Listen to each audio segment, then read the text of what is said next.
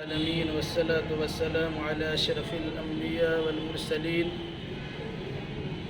نبينا محمد وعلى آله وأصحابه أجمعين. أعوذ بالله من الشيطان الرجيم. بسم الله الرحمن الرحيم. ما عندكم ينفد وما عند الله باق وَلَنَجْزِيَ الَّذِينَ صَبَرُوا أَجْرَهُمْ بِأَحْسَنِ مَا كَانُوا يَعْمَلُونَ. مَنْ عَمِلَ صَالِحًا مِّنْ ذَكَرٍ أَوْ أُنثَىٰ وَهُوَ مُؤْمِنٌ فَلَنُحْيِيَنَّهُ حَيَاةً طَيِّبَةً وَلَنَجْزِيَنَّهُمْ أَجْرَهُمْ بِأَحْسَنِ مَا كَانُوا يَعْمَلُونَ. اس سے پہلے کی آیتوں میں عہد و پیمان کی پاسداری کرنے کا حکم دیا گیا تھا. اگر کسی نے کسی بات پر قسم کھائی ہے تو قسم کا خاص لحاظ کرنے کی تاکید بھی کی گئی. ساتھ ساتھ کوئی انسان کسی سے وعدہ و وعید کرتا ہے تو اس کا بھی خاص خیال اور لحاظ کرنے کی تاکید کی گئی. اور بطور خاص جو ذمہ دار لوگ ہوتے ہیں، ذمہ دار لوگوں سے خصوصی مطالبہ ہے کہ آپ کے ایمان و عمل میں فرق نہیں ہونا چاہیے، بلکہ ایمان کے تقاضا کو پورے طور سے آپ کو پورا کرنا لازم و ضروری ہے. ورنہ دوسرے لوگ آپ کو دیکھ کر دین سے برگشتہ ہو سکتے ہیں. یہ لوگ تو بڑے دیندار ہیں، دین کی بات کرتے ہیں، لیکن وعدہ خلافی بھی کرتے ہیں. اس مناسبت سے دین سے جڑنے کے بجائے لوگ اس سے کنارہ کشی اختیار کرتے ہیں. پھر یہ بات آئی تھی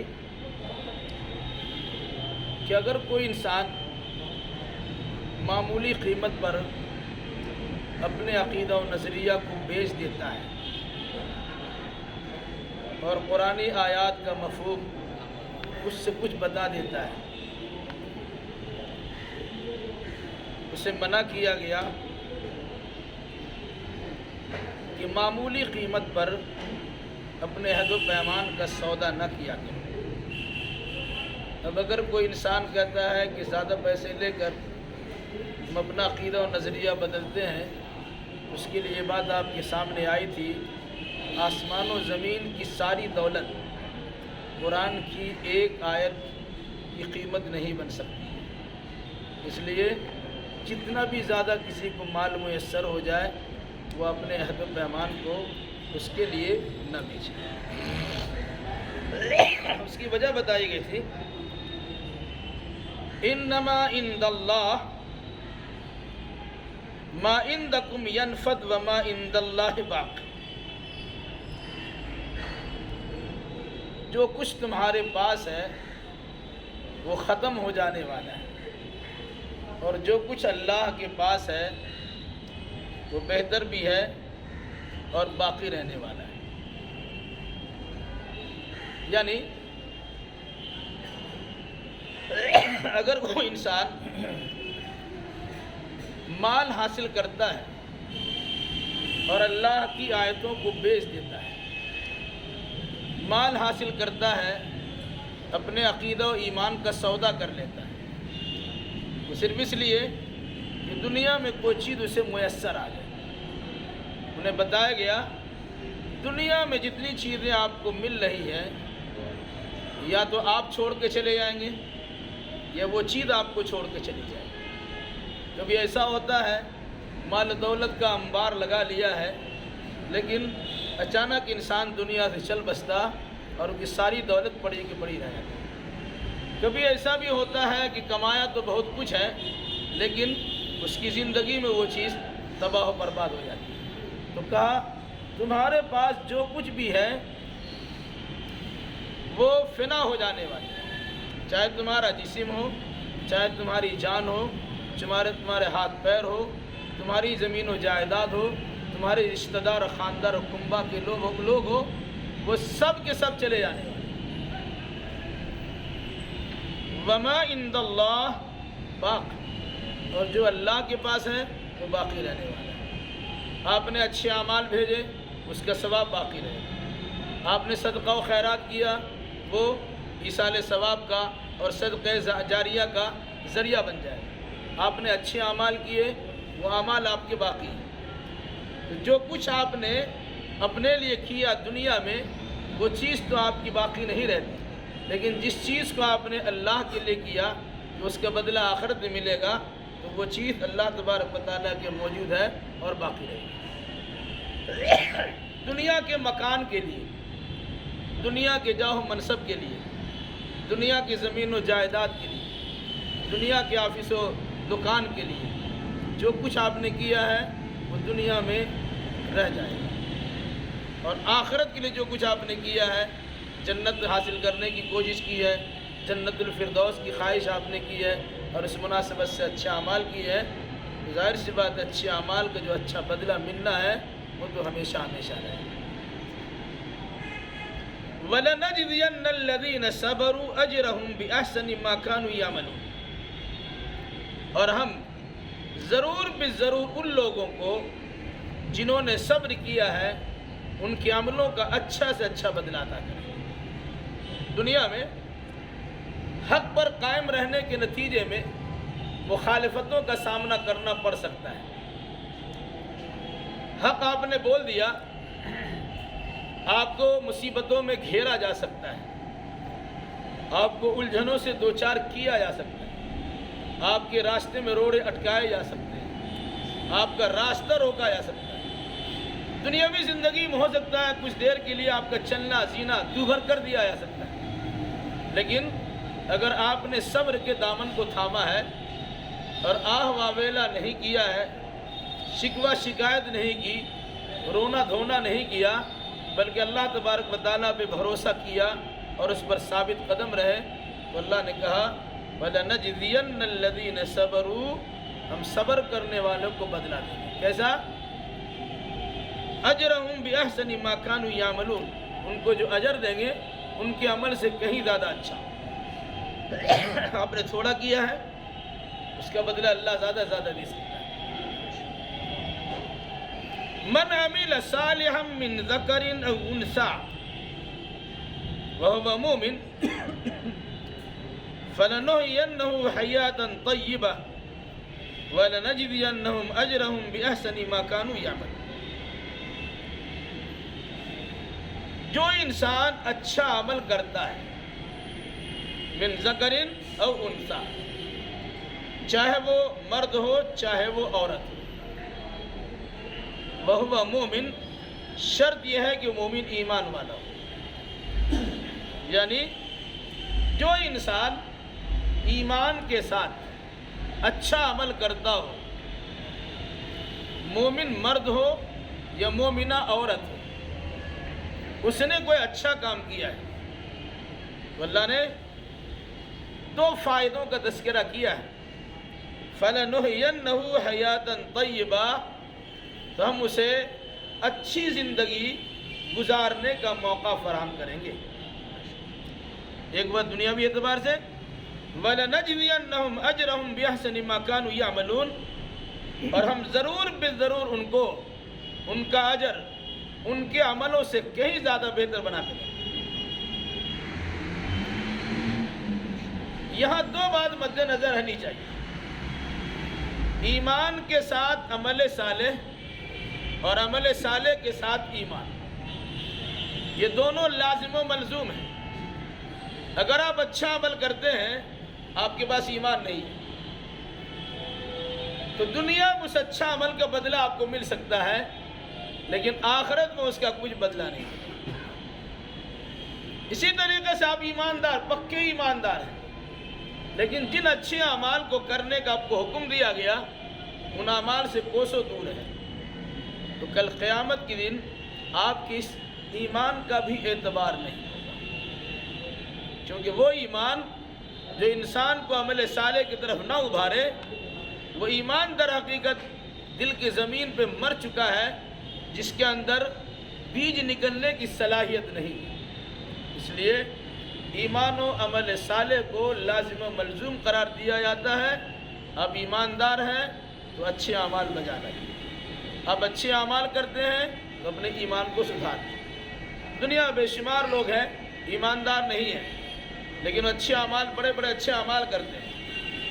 غیر مسلموں کی طرف سے بھی بہت اچھے اعمال ہوتے ہیں، ان اعمال کے نتیجے میں دنیا میں اس کی پذیرائی ہوتی ہے، اسے مقام منصب مل جاتا ہے، اس کو شہرت بھی حاصل ہو جاتی ہے، اور دنیاوی گزارنے کے لیے بہتر سہولیات فراہم بھی کر دی جاتی ہیں۔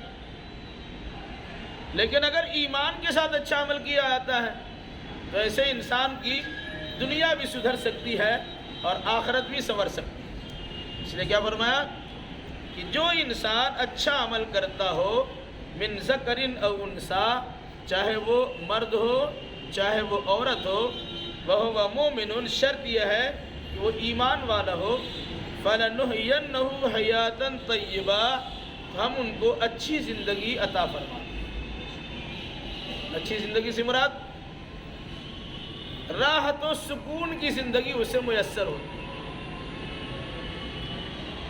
اہل ایمان کو دنیاوی اعتبار سے، وقتی طور سے بظاہر پریشانی دکھتی ہے، لیکن اگر اس کا ایمان اللہ تبارک و تعالیٰ پہ ہوتا ہے تو اللہ پہ توکل و بھروسہ کرنے کے نتیجے میں ان پریشانیوں اور مصائب کو جھیل لیتا ہے، اور پھر وہ آرام سے سوتا ہے۔ لیکن جس کے پاس ایمان نہیں ہوتا اسے خدشہ لگا رہتا ہے، کھٹکا لگا رہتا ہے، انہیں ڈر لگا رہتا ہے، دہشت ہوتی ہے، پتہ نہیں قسمت میں کیا ہو جائے۔ آدمی کے پاس مال بھی ہے، اسباب بھی ہے، زمین و جائیداد بھی ہے، دکان و مکان بھی ہے، تجارت و کاروبار بھی ہے، سب کچھ ہے، لیکن ایمان میں کمی واقع ہو چکی ہے، اس کی نیند اڑ جاتی ہے، وہ سکون سے جی نہیں پاتا ہے، وہ اپنوں سے بھی پریشان ہوتا ہے، گھر والوں سے بھی پریشان رہتا ہے، باہر والوں سے پریشان ہے، بیگانوں سے پریشان ہے۔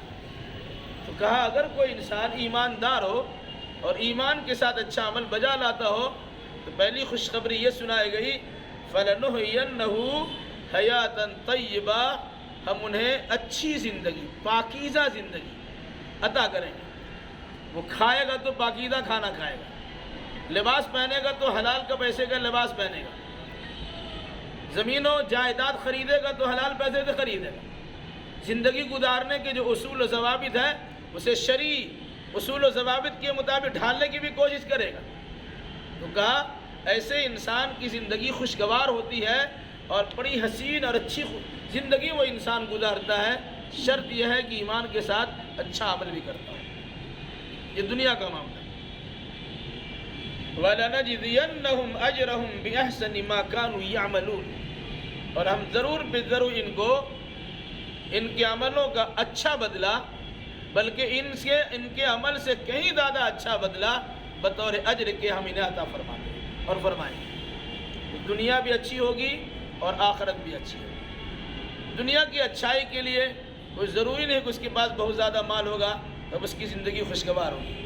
غریب لوگ آرام سے سوتے ہیں اور امیر لوگ ڈر اور خوف کے سائے میں جیتے ہیں۔ کسی کا حق دبا کے رکھا ہے، کسی کا حق مارے ہوا ہے، کسی کی چھنتائی کیے ہوا ہے، کسی کا حق غصب کر کے بیٹھا ہوا ہے، ہمیشہ کسی کا قرضہ لے کے بیٹھا ہوا ہے، کبھی بینک کا ڈر ہے تو کبھی اور کسی کا ڈر ہے، کوئی حق مانگنے والا آ جائے گا تو چھیننے کے لیے آ جائے گا۔ اس مناسبت سے اسے ہمیشہ ڈر لگا رہتا ہے، اور جو اللہ پہ توکل اور ایمان صحیح سالم رکھتا ہے وہ انسان اپنے سارے معاملات کو اللہ کے حوالے کرتا اور آرام سے خراٹے کی نیند لیتا ہے۔ آخرت، پہلے ایمان کی آخرت بھی سدھر جائے گی اور اچھے اعمال کا بہتر سے بہتر بدلہ اسے ملے گا، اور سب سے بہتر بدلہ تو یہی ہے کہ انسان کو جنت ملے گی۔ ایمان جتنا مضبوط ہوگا اور اعمال صالحہ جتنے زیادہ ہوں گے اسی اعتبار سے انسان کو جنت کے اندر درجات ملتے جائیں گے۔ جنت کا سب سے اعلیٰ درجہ جنت الفردوس ہے۔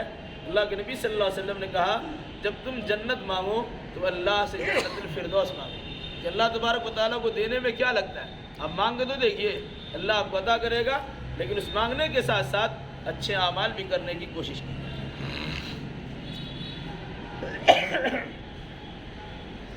فَإِذَا قَرَأْتَ الْقُرْآنَ فَاسْتَعِذْ بِاللَّهِ مِنَ الشَّيْطَانِ الرَّجِيمِ۔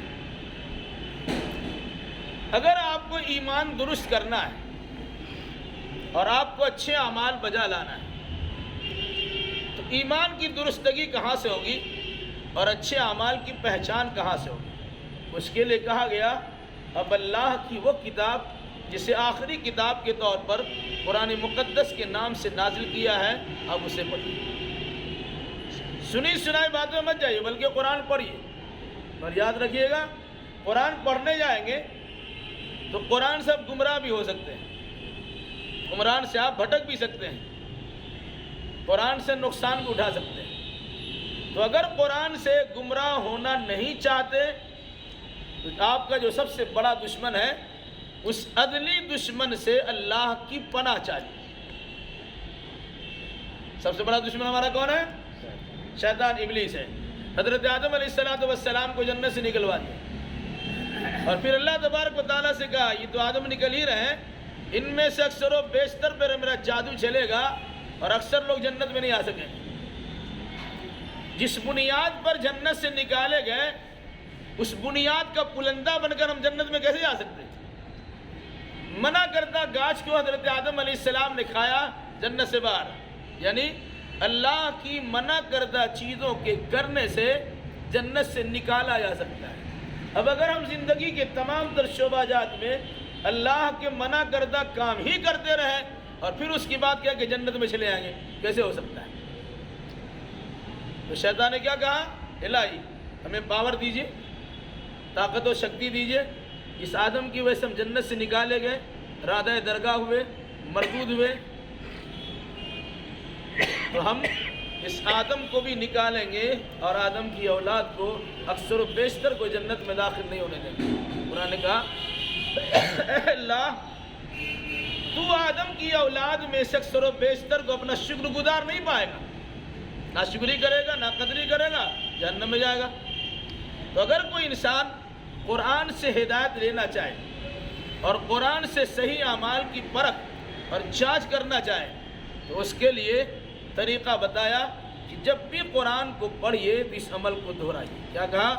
فَإِذَا قَرَأْتَ الْقُرْآنَ، جب آپ قرآن کی تلاوت کرنا شروع کریں، فَاسْتَعِذْ بِاللَّهِ مِنَ الشَّيْطَانِ الرَّجِيمِ، شیطان مردود سے اللہ کی پناہ چاہیے۔ کیونکہ انسان جس مزاج کا ہوتا ہے شیطان اس کو اسی انداز سے گمراہ کرتا ہے۔ جاہلوں کو جہالت کے ذریعے گمراہ کرتا ہے، مالداروں کو مال کے ذریعے گمراہ کرتا ہے، عبادت گزاروں کو عبادت کا خرہ دلا کے گمراہ کرتا ہے، اہل علم کو اس کے علم کے نتیجے میں گمراہ کرنے کی کوشش کرتا ہے۔ تو اگر آپ ہدایت لینا چاہیں گے قرآن مجید سے اور اچھے اعمال کرنا چاہیں گے قرآن مجید کو دیکھ کر، تو شیطان کبھی نہیں چاہے گا کہ آپ قرآن پڑھیے اور ہدایت پا جائیے۔ اولا تو قرآن کی طرف آپ کی توجہات کو مائل ہونے ہی نہیں دے گا۔ آپ قرآن پڑھنا چاہیں گے آپ کو نیند آئے گی، قرآن کی مجلس میں بیٹھنا چاہیں گے آپ کو اچھا نہیں لگے، لگتا ہے مچھر کاٹ رہا بھاگ رہے ہیں، اور اس طریقے سے اولا تو سننے نہیں دے گا یا پڑھنے نہیں دے گا، اور اگر پڑھنے کی طرف لگ بھی گئے تو شیطان کہتا ہے اچھی بات آؤ تم کو اسی راستے سے ہم بھٹکائیں۔ جیسے قرآن کہتا ہے یضل بہ کثیرا ویہدی بہ کثیرا، بہت سے لوگ اس قرآن کے ذریعے سے ہدایت بھی پاتے ہیں اور بہت سے لوگ اس قرآن کے ذریعے سے گمراہ بھی ہوتے ہیں۔ اب اگر کوئی انسان اللہ کی پناہ میں نہ آتا ہو، شیطان مردود سے بچنے کے لیے اللہ کی پناہ نہیں چاہتا اور بسم اللہ حقیقی معنوں میں سمجھ کر نہیں پڑھتا ہے کہ رحمان و رحیم، اللہ رحمان و رحیم کے نام کی مدد کے ساتھ میں قرآن مجید کو پڑھتا ہوں اور اس سے پہلے شیطان مردود سے اللہ کی پناہ چاہتا ہوں۔ اب اگر اللہ کی پناہ میں چلے گئے اور اللہ نے آپ کو پناہ دے دیا، شیطان لاکھ گمراہ کرنے کی کوشش کرے گا، اب گمراہ نہیں ہے۔ لیکن اگر آپ نے اللہ کی پناہ نہیں چاہی اور اللہ تبارک و تعالیٰ اپنا پناہ نہیں دیا، اب قرآن پڑھ کے بھی گمراہ ہو جائیں گے۔ بہت سے لوگ ہیں بڑے بڑے عالم گمراہ ہوئے ہیں، کسی نے نبوت کا دعویٰ کر دیا، کسی نے الگ اپنا دھرم مذہب بنا لیا، یہ سب قرآن پڑھ کے کیا ہے۔ مرزا غلام احمد قادیانی کا نام سنا ہوگا، اس نے قرآن کا حوالہ دے کر کہا 21 آیتوں سے ثابت کیا عیسیٰ علیہ السلام کی موت واقع ہو گئی اور جس عیسیٰ کے آنے کے بعد میں خود عیسیٰ ہوں۔ کبھی اپنے آپ کو عیسیٰ بولتا ہے، کبھی مسیح بولتا ہے، کبھی مہدی بولتا ہے، کبھی نہیں وہ نبی بولتا ہے، کبھی اللہ ہی بولتا ہے، کبھی اللہ کی بیوی بولتا ہے، نعوذ باللہ۔ وہ قرآن مقدس کی آیتیں پیش کرتا ہے، جس کے پاس علم نہیں ہوتا اور شیطان سے اللہ کی پناہ میں نہیں آتا، اس کے بکواس میں چلا آتا ہے اور وہ قادیانی مرزائی بن جاتا ہے۔ کیا فرمایا؟ فَإِذَا قَرَأْتَ الْقُرْآنَ، جب آپ قرآن کی تلاوت کیجئے، قرآن پڑھیے، فَاسْتَعِذْ بِاللَّهِ مِنَ الشَّيْطَانِ الرَّجِيمِ، شیطان مردود سے اللہ کی پناہ چاہیے۔ اے اللہ، میں تیری کتاب کی تلاوت کر رہا ہوں، اس کتاب کے ذریعے شیطان ہمیں کہیں گمراہ نہ کر دے، تیرے سوا ہمیں کوئی بچانے والا نہیں ہے، میں تیری پناہ میں آ کر قرآن مقدس کی تلاوت شروع کر رہا ہوں۔ مطلب کیا ہوگا؟ جب بھی آپ قرآن پڑھنا شروع کیجئے،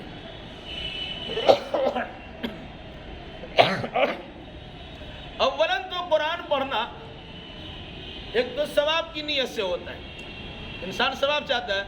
یقیناً آپ نے قرآن کو صحیح تلفظ کی ادائیگی کے ساتھ مخرج کی رعایت کرتے ہوئے قرآن مقدس کی نیک نیتی سے تلاوت کی ہے تو ہر حرف کے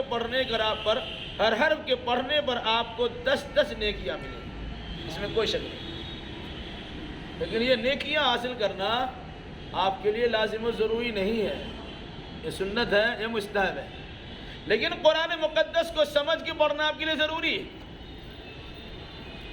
تو شیطان نے بھی پٹی بڑھا دیا، کون جاتا اتنا سمجھنے کے لیے؟ بھائی قرآن کو لو، اس کو چومو، اس کو گلے سے لگاؤ، اس کو سینے سے اٹھاؤ، اس کو پیشانی میں لگاؤ اور اس کے ظاہری ادب و احترام کرو، تمہیں پڑھنے اور سمجھنے کیا ضرورت ہے؟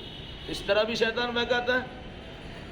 تو کہا جب قرآن پڑھنا شروع کیجئے تو شیطان مردود سے اللہ کی پناہ چاہیے، یعنی قرآن پڑھنے سے پہلے کہیے اعوذ باللہ من الشیطان الرجیم، شیطان مردود سے اللہ کی پناہ۔ انہ لیس لہ سلطان علی الذین آمنوا وعلی ربہم یتوکلون،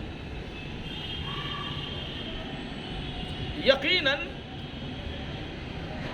اس کا زور ان لوگوں پر نہیں چلتا جس نے ایمان قبول کیا اور جو لوگ اپنے رب پر ہی بھروسہ کرتے ہیں۔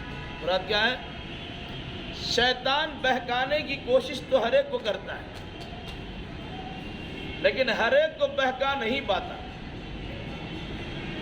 بطور خاص جس کا ایمان مضبوط ہو اور جو اللہ تبارک و تعالیٰ پر توکل و بھروسہ رکھتا اور کرتا ہو، شیطان کو ایسے انسان کے گمراہ کرنے میں بڑی دقت آتی ہے۔ کیا فرمایا؟ انہ لیس لہ سلطان، یقیناً اس کا کوئی اختیار نہیں ہے، کوئی طاقت و قوت نہیں ہے علی الذین آمنوا، ایمان والوں پر، اور اسی طریقے سے ان لوگوں پر جو اپنے رب پہ بھروسہ کرتے ہیں۔ یعنی ایمان والے اور بھروسہ کرنے والے کو، اللہ پہ بھروسہ کرنے والے کو شیطان کو گمراہ کرنے میں بڑی دقت آتی ہے، لیکن انسان ہے،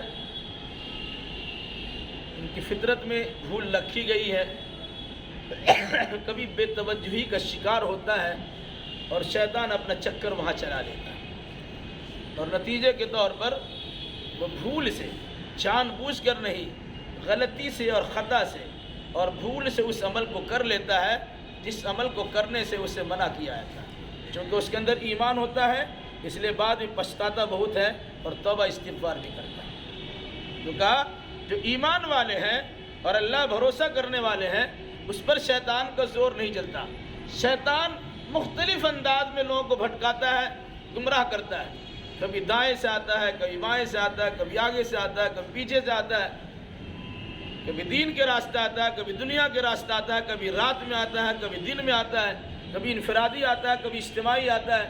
نمازیوں کو نماز سے متعلق گمراہ کرتا ہے، کوئی نماز نہیں پڑھتا ہے اس کو مسجد آنے سے روکتا ہے، کوئی مسجد آ گیا تو اس کو مسجد سے نکالتا ہے، لوگ سمجھیں گے تم بڑا نمازی ہو گیا، تمہارے دل میں خیال ڈالے گا کہ تم دکھانے کے لیے نماز پڑھتے ہو۔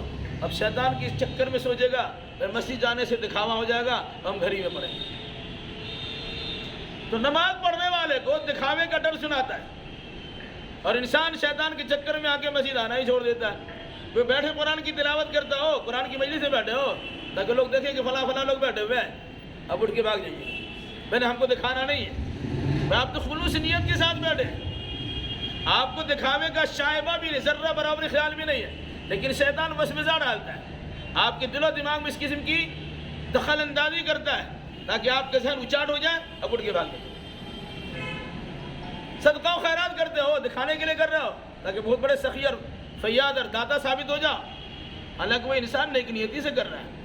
کوئی حج کر رہا تو یہ بتاتا ہے، کوئی عمرہ کر رہا ہے تو یہ بتاتا ہے، کوئی صدقہ و خیرات کرتا ہے تو یہ بتاتا ہے. کیا یہ سارا کام تمہارا دکھاوے کے لیے؟ اگر آپ دکھاوے کے لیے نہیں کر رہے ہیں تو کسی نے آپ کو کہہ دیا دکھاوے کے لیے کیا، آپ کو اس کی پرواہ کرنے کی ضرورت نہیں. اور اگر دکھانے ہی کے لیے آپ کر رہے ہیں تو اللہ کے واسطے وہ کام مت کیجیے، کیونکہ دکھانے والا اللہ کے ساتھ دوسرے کو شریک کرنے والا ہوتا ہے. عبادت تو ہمیں اللہ کے لیے ہونی چاہیے. آپ نے غیر اللہ کو دکھانے کے لیے کیا، گویا غیر اللہ کو اللہ کا شریک ٹھہرا دیا. تو شیطان اس طرح بھی پٹی بڑھاتا ہے. جو مسجد نہیں آتا ہے، بھلا مسجد جا کیا کرو گے؟ وقت تمہارا برباد ہوگا. اتنا دیر میں تم بہت سارا سامان بیچ لو گے، تمہارا کسٹمر کتنا واپس چلا جائے گا، پھر دوبارہ آئے گا نہیں. بیچ لو نا. ایک طرف پٹی وہ بڑھا دیا. اب اگر مسجد میں لے کے آپ آگے، مسجد میں آ گئے، زور پہ آ گئے، طاقت و قوت میں آ گئے، لا حول ولا قوت الا باللہ پڑھا، مؤذن کے اذان پر حی علی الصلاۃ حی علی الفلاح کہنے پر کہ نہیں ہے کوئی برائی سے روکنے والا اور نہیں ہے کوئی اچھائی کرا دینے والا سوائے اللہ کے. لا حول ولا قوت کا معنی نہیں ہوتا ہے. یہ پڑھ کے آپ مسجد چلے آئے، اب مسجد میں خود بدی لگی ہوئی ہے، ایک جگہ بیٹھ نہیں رہے، آپ کا ذہن یکسوئی کے ساتھ کام نہیں کرتا ہے. اب ادھر دیکھ رہے ہیں، ادھر دیکھ رہے ہیں، اس سے بات کر رہے ہیں، اس سے بات کر رہے ہیں. آپ کو تسبیح پڑھنی ہے تو کچھ سے کچھ پڑھ رہے ہیں، نماز پڑھتے ہیں تو اپنے دکان کا حساب بھی کر رہے ہیں، تو فلاں کسٹمر چھوٹ جائے گا. تو شیطان مختلف انداز سے بھٹکاتا اور بہکاتا ہے. خاص طور سے ان چیزوں میں بھٹکنے سے اتنا بڑا گمراہ نہیں ہوتا. لیکن اگر کوئی انسان قرآن پڑھتا ہے اور اللہ کی پناہ میں نہیں جاتا ہے اور شیطان مردود اسے بھٹکا دیتا ہے، تو وہ انسان جو علم کی بنیاد پہ گمراہ ہوتا ہے، اسے بچنا اور بچانا بڑا مشکل ہوتا ہے. جو جہالت و نادانی کی بنیاد پہ گمراہ ہوتا ہے، اسے دو چار اچھے آدمی سمجھائیں گے وہ سمجھ جائے گا. لیکن جو عالم وقت ہوتا ہے، علم کی بنیاد پہ گمراہ ہوتا ہے، اب اسے سمجھانے کی کوشش کریں گے، وہ ایسی پٹی بڑھائے گا کہ آپ بھی اسی کو ہو کے رہ جائیں گے. اس لیے قرآن نے کیا کہا؟ فَإِذَا قَرَأْتَ الْقُرْآنَ فَاسْتَعِذْ بِاللَّهِ مِنَ الشَّيْطَانِ الرَّجِيمِ. جب بھی آپ قرآن پڑھیے تو شیطان مردود سے اللہ کی پناہ چاہ لیجیے. یہ بھی یقین رکھیے إِنَّهُ لَيْسَ لَهُ سُلْطَانٌ عَلَى الَّذِينَ آمَنُوا وَعَلَى رَبِّهِمْ يَتَوَكَّلُونَ. جو لوگ ایمان والے ہوتے ہیں اور جو لوگ اللہ پہ بھروسہ کرنے والے ہوتے ہیں، شیطان کا اس پر زور نہیں چلتا ہے. تو شیطان کا زور چلتا کس پر ہے؟ آگے اس کو کہا انما سلطانہ علی الذین یتولونہ والذین هم به مشرکون. شیطان کا زور اس پہ چلتا ہے جو شیطان کو اپنا دوست بناتا ہے، جو شیطان کو اپنا رفیق بناتا ہے، جو شیطان کو اپنا ہم نوالا ہم پیالہ بناتا ہے، اس پر شیطان کو زور چلتا ہے. اور اسی طریقے سے والذین هم به مشرکون، اور جو اللہ کے ساتھ دوسروں کو شریک کرتا ہے، شیطان کا زور اس پہ چلتا ہے. جیسے صحبت صالح ترا صالح کنت، صحبت طالع ترا طالع کنت. اچھے کی صحبت آپ کو اچھا بنائے گی، برے کی صحبت آپ کو برا بنائے گی. اگر آپ نے کسی برے انسان کو پینے کھانے والے کو دوست بنایا، 2-4 دن 2-4 ہفتہ 2-4 مہینہ اب چھوڑ دیجیے گا، لیکن ایسا ضد کرے گا کہ آپ بھی ٹاننا شروع کر دیں. غلط قسم کے لوگوں کے ساتھ دوستی اختیار کریں گے تو کب تک اس کی غلطی سے آپ دور رہیں گے؟ وہ آپ کے سامنے شراب پیتا ہے، وہ آپ کے سامنے جوا کھیل رہا ہے، وہ آپ کے سامنے بری حرکتیں کر رہا ہے، وہ آپ کے سامنے چوری چماری ڈکیتی رہزنی کر رہا ہے. اب اس کے ساتھ میں ہے، خیال آئے گا ارے یہ تمہیں ایسے کر لیا، ہم کو بھی کر لینا چاہے، ہم بھی کچھ مال لے کے بیٹھ جائیں وغیرہ. اس کی صحبت اختیار کیا ویسے ہو. تو کہا اگر شیطان کو آپ نے رفیق بنا لیا، شیطان کو آپ نے اپنا دوست بنا لیا، جب شیطان کی دوستی آپ کی ہو گئی تو شیطان تو کبھی آپ کو صحیح راستہ نہیں دکھائے گا. وہ صحیح جگہ پر اس کے ساتھ اب چلے بھی جائیں گے تو وہاں سے آپ کے ذہن کو اچاٹ کر دے گا، آپ کے دل میں خود بدی لگ جائے گی، اب حیران و پریشان ہو جائیں گے کب یہاں سے نکل جائیں۔ تو کہا انما سلطانہ علی الذین یتولونہ، یقیناً اس شیطان کا زور تو اس پہ چلتا ہے جو شیطان سے دوستی کرتا ہے، والذین ہم بہ مشرکون، اور شیطان کا زور اس پر بھی چلتا ہے جو شیطان کو اللہ کا شریک بناتا یا اللہ کا شریک کسی اور کو بنا دیتا ہے۔ جو انسان شیطان کا دوست بنے گا شیطان اسے بھٹکا کے چھوڑے گا، ورنہ اچھے انسان سے شیطان دوستی نہیں کرتا ہے۔ اچھے انسان سے اگر شیطان دوستی کرنا بھی چاہتا ہے اس کا مطلب ہوتا ہے اچھا بن کے آپ کے پاس آئے گا، لگے گا کہ آپ کا طریقہ کار وہ اپنا رہا ہے، لیکن اس میں اس کی چال ہوتی ہے۔ کچھ دن آپ کا ساتھ دیا، میں آپ کا بات مانا نا، ایک بات تو میری بھی مان لو، ارے چلو چلتے فلاں جگہ، اس طرح وہ آپ کو ورغلانے بہکانے کی کوشش کرتا ہے۔ اس کی صحبت میں آپ رہیں گے تو آپ گمراہ ہو جائیں گے۔ اسی طریقے سے جو لوگ مشرک ہیں، اللہ کے ساتھ شرک کرتے ہیں، یقیناً شیطان کا چکر اس پہ چلا ہوا ہے کہ انسان کو اپنے خالق کی پہچان سے محروم کرا دیا اور اپنے جیسے انسان کے سامنے اس کو جھکوا دیا۔ تو جتنا بڑا کوئی انسان ہو جائے وہ تو اللہ کی مخلوق ہی ہے نا، خالق کے بالمقابل مخلوق تو کھڑی نہیں ہو سکتی ہے۔ شیطان نے پٹی بڑھا دیا، یہی سب کچھ ہے، آپ نے اس کے سامنے جھکنا شروع کر دیا، نذرانہ شکرانہ پیش کرنا شروع کر دیا، ان کے سامنے جبین نیاز کو ٹیکنا شروع کر دیا، اس کے کہنے کے مطابق عمل کرنا شروع کر دیا، تو کہاں گیا؟ آپ کو اللہ اس کے رسول کی بات ماننی چاہیے، لیکن آپ نے جسی کو بڑا سمجھ لیا اب اس بڑے کی بات مانتے ہیں۔ تو اللہ اس کے رسول کے مقابلے میں کسی بڑے آدمی کی بات کو ماننا وہ اللہ اس کے رسول کے ساتھ اس کو شریک کر دینا ہے۔ قانون سازی کا حق اللہ کو ہے، قانون بنانے کا حق اللہ کو ہے، تو اللہ کے قانون کو فالو کرنا ہماری آپ کی ذمہ داری ہے۔ اگر اللہ کے قانون سے کوئی قانون ٹکراتا ہے اور آپ نے اس کو مانا اور قانون الہی کو چھوڑ دیا، اس کا مطلب ہے کہ آپ نے اس کو قانون ساز سمجھا، اللہ کے برابر کر دیا۔ تو کہا یہ سارا معاملہ شیطان ہی کرتا ہے، چونکہ شیطان نے اللہ تبارک و تعالیٰ سے پاون مانگ لیا تھا، اختیار مانگا، جب جنت سے نکالا گیا تو شیطان نے کہا فَأَنذِرْنِي إِلَىٰ يَوْمِ يُبْعَثُونَ، قیامت تک کے لیے میں مہلت دیجیے، تو ٹھیک ہے دے دیا۔ ایسی مہلت اس کو ملی، ایسی مہلت اس کو ملی تو قیامت سے پہلے تو مرے گا نہیں، ساتھ میں طاقت بھی مانگ لیا کہ ہر کسی میں کام کرنے کی طاقت دی جائے۔ تو شیطان کو جو پاور ملا اس پاور کا استعمال غلط کرتا ہے، اچھے انسان کو اچھا بن کے گمراہ کرتا ہے، برے انسان کو گمراہ بن کے گمراہ کر دیتا ہے۔ اس کی ایک مثال سن لیجئے، عالم و جاہل کے گمراہ کرنے میں شیطان کس طرح کامیاب ہوتا۔ بس کتاب میں ایک واقعہ لکھا کہ شیطان نے کہا کہ چلو دیکھو عالم کے اور جاہل کے گمراہ کرنے میں کیا فرق ہوتا ہے۔ ایک آدمی کا علم نہیں تھا لیکن اللہ کی عبادت خوب کر رہا تھا۔ علم کی بنیاد پہ عبادت کرنا اور علم نہ ہونے کے ساتھ عبادت کرنا نہیں ہے، تب بھی عبادت کرنا چاہیے، لیکن جس کے پاس علم نہیں ہے شیطان اسے آسانی سے گمراہ کر دیتا ہے۔ اپنے شاگردوں سے کہا چلو چلتے ہیں، دیکھو ایک آدمی کے پاس گیا، اس کے پاس علم نہیں تھا لیکن خوب تہجد گزاری کر رہا تھا۔ اس کے بعد کا دروازہ کھٹکھٹایا، کون؟ میں جبریل ہوں۔ کیا معاملہ ہے؟ اللہ تعالیٰ آپ کی عبادت سے اتنا خوش ہو گیا ہے کہ اللہ نے براق بھیجا، آپ کو معراج کے لیے بلایا ہے۔ وہ جلدی سے اپنا مسلح اس سے لپیٹا، سمجھا کہ اللہ تبارک و تعالیٰ بلا رہا ہے، چلتے ہیں۔ گھر سے باہر نکلا، اس شیطان نے گدھے بٹھایا اور سنڈا سے پھینک دیا کہ تمہارے معراج یہی ہے۔ اپنے شاگردوں سے کہا کہ دیکھو اس کو بھٹکانا کتنا آسان ہو گیا، وہ 2-4 وقت کی نماز پڑھ لیا، کچھ تہجد گزاری کر لی، وہ سمجھتا کہ معراج ہی ہو جائے گا، بس جبریل کسی کے پاس اب آئے گا، وہ تو اللہ تبارک و تعالیٰ نبیوں کے پاس بھیجتا ہے۔ کہا چلو ایک عالم کے پاس چلتے ہیں۔ وہ عالم بیچارہ دروازہ بند کر کے سو رہا تھا، خراٹے لے رہا تھا۔ دروازہ کھٹکھٹایا، کون؟